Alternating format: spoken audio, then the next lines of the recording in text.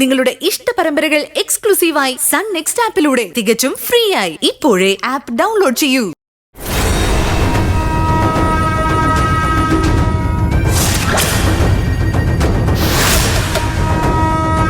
മഹിമേ, മഹിമേ, നീ ഇതിനുള്ളിൽ എത്ര നേരം ഇരിക്കാനാ? എനിക്കിത് ചവിട്ടിപ്പൊളിച്ച് അകത്ത് വരാൻ അറിയാഞ്ഞിട്ടല്ല, നിനക്ക് എന്തെങ്കിലും പറ്റുമെന്ന് പേടിച്ചിട്ടാ. നല്ല കുട്ടിയായിട്ട് വാതില് തുറക്കുമോളെ. മഹിമേ, മഹിമേ, വാതില് തുറക്കാൻ. നിന്നെ തൽക്കാലം ഞങ്ങൾ ഒന്നും ചെയ്യുന്നില്ല.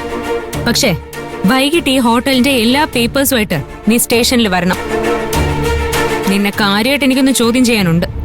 പിന്നെ ഇതിന്റെ പേരിൽ ഇവരുടെ ജോലി കളയുകയോ ഇവർക്ക് എന്തെങ്കിലും തരത്തിലുള്ള ബുദ്ധിമുട്ടുണ്ടാക്കുകയോ ചെയ്താ പോലീസ് സ്റ്റേഷനിൽ ഞങ്ങൾ നിനക്കൊരു വിരുന്നൊരുക്കും.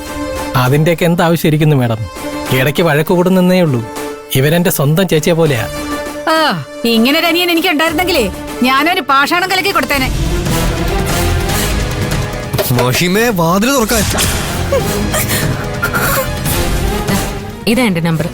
എന്തെങ്കിലും ആവശ്യമുണ്ടെങ്കിൽ വിളിച്ചാൽ മതി. ശരി സാറേ.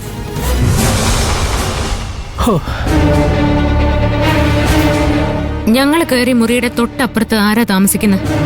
ടൂറിന് വന്ന കുറച്ച് പിള്ളേരെ വേണം. അവരും ഇതേപോലെ എന്തെങ്കിലും ഉടായ്പ പരിപാടിക്കാണോ വന്നത്? അയ്യോ അല്ല മാഡം, അവര് ഭയങ്കര നീറ്റ് പിള്ളേരാ.